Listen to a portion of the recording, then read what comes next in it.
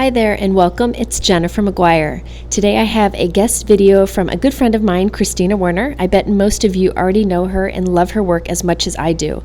I really think you'll like her watercolor card, so take it away, Kristina. Hi everyone, Kristina here. No, you are not clicking on the wrong video. This is Kristina Werner. I'm filling in for Jennifer today on her YouTube channel, and I'm so excited to show you guys this card using the Get Out of Town stamp set from Paper Smooches and the new Stitched Flourishes 2 from Paper Smooches as well. So Jennifer's on vacation. She's off in a lovely location with her family, just enjoying time. And I thought this card would be perfect for her. And so I'm also guesting on her YouTube channel and blog today and showing you this card. So I'm working on some Strathmore 5x7 watercolor paper. This is the cold press paper, and I really do love this watercolor paper for tons of watercolor techniques. And I'm stamping these images from the Get Out of Town stamp set in StazOn Jet Black ink. I'm going to be doing some watercoloring on top. So I needed an ink that wouldn't smear or smudge and that would stay in place while I add lots of water to this project. So after I had the initial card design stamped, I placed those Stitched Flourishes 2 dies onto the card or onto the watercolor paper. And I'm just putting them in place. I'm going to transfer this over to my Big Shot machine and run this through.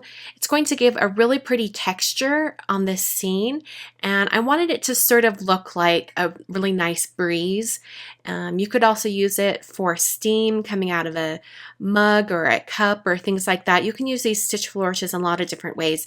I thought it would just be really fun to have it sort of look like a breeze. So you're going to get a little glimpse of those right there. I just thought they looked really cool. So now I'm going to move on to the watercoloring. I've placed my watercolor paper onto this board here. This is going to keep it in place while it dries so that it doesn't warp too much.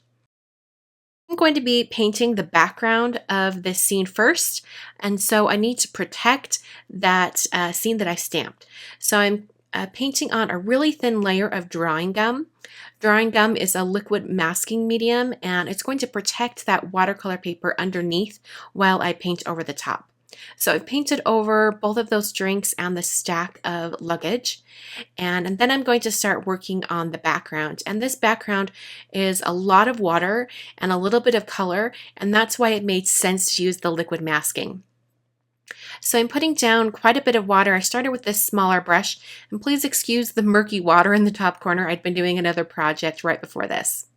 So I'm adding some water to this watercolor paper, and then I realized, you know what, I want water everywhere. So I grabbed this big, huge brush and just plastered on a bunch of water. I'm not going to be painting all the way to the edge of this paper, but I want it to sort of have a faded out feathered look. So that's why I'm using lots and lots of water, because that's going to allow the ink color to move around.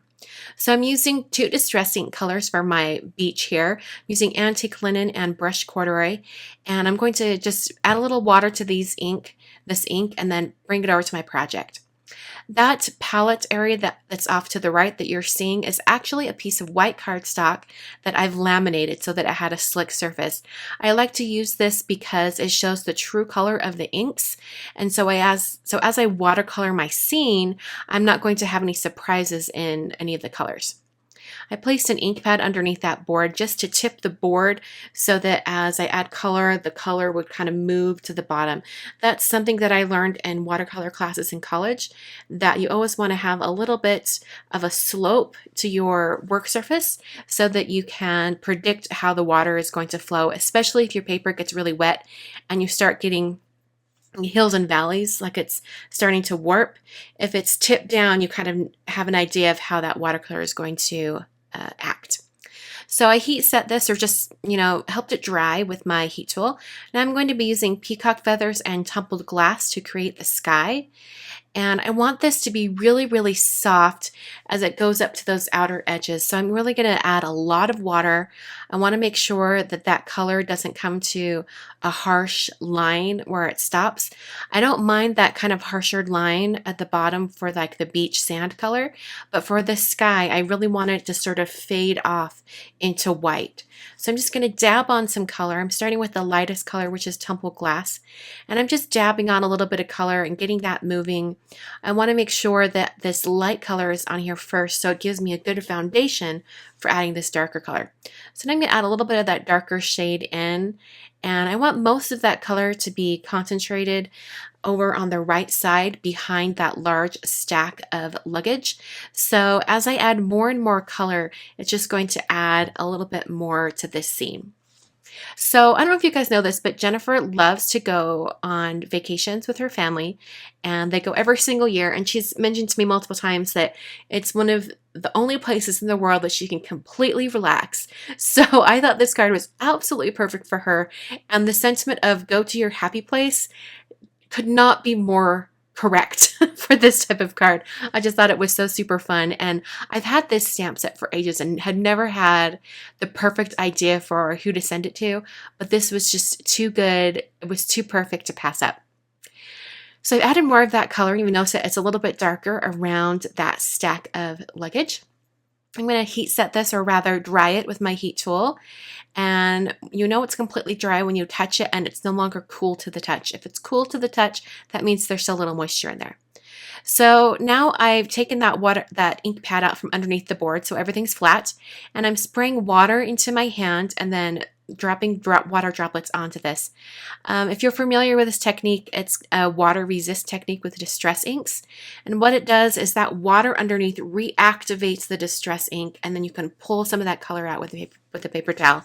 So I let about 30 seconds to a minute go by and then went in with a paper towel to pick that up. I'm going to add a few more water droplets, so I'm drying this one more time, adding more water droplets, and then I'm picking that up with my paper towel.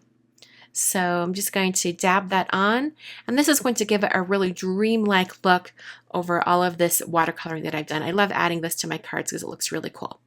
So I'm going to go ahead and remove the liquid masking fluid, the drying gum. I'm using an adhesive eraser for this. It's a little bit easier. And after I have all that pulled up, I'm going to go ahead and start watercoloring. I'm going to speed up the process a little bit and turn on some music. And if you're wondering about the colors I've used, they will be listed in the supplies section in the video description and at Jennifer's blog.